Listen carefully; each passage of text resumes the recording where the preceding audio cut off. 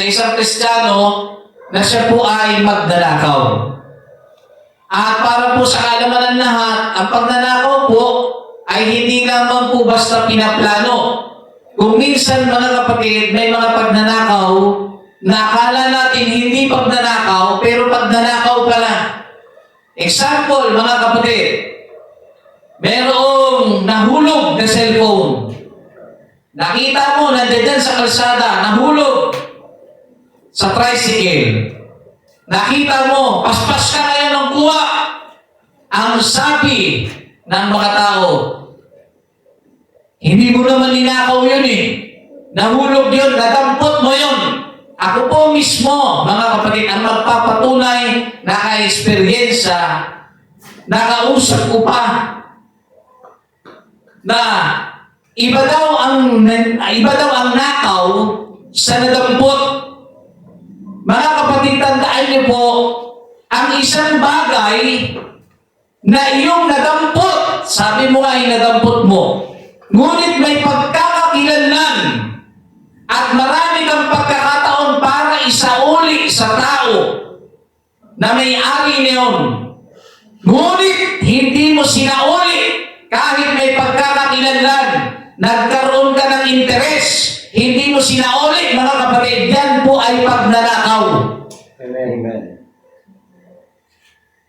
Nagkaroon ka ng interes sa isang bagay na hindi naman sa'yo. Tandaan niyo po, ang anumang bagay na hindi sa'yo, may pangalan, may pagkakakilanlan, hindi mo sinauli, kahit alam mo ang tama na dapat gawin, hindi mo pa rin sinauli, yan po ay papasok sa tinatawag na pagnanakaw.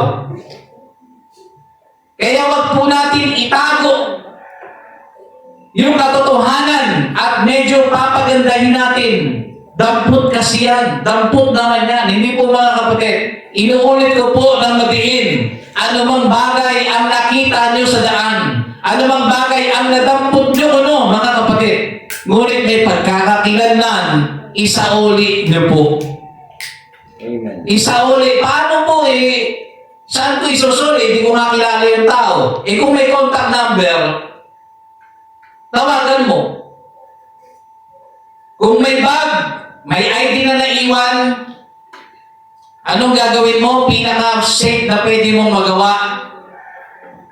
Huwag mo na lamang puntahan. Pumunta ka sa otoridad, gaya ng police station, kasi baka mabaliktad ka.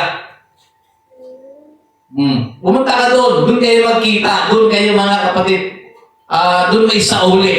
Huwag kang magkaroon na, pagka isinuli ko to sa police station, gaano kasigurado na isusuli ng mga pulis itong 100,000 na nasa bag?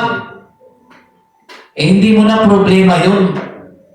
Kung hindi nila isuli yun, problema na nila yun. Basta ikaw, malinis ang iyong konsensya na isauli mo ang bagay na hindi po sa'yo. Amen.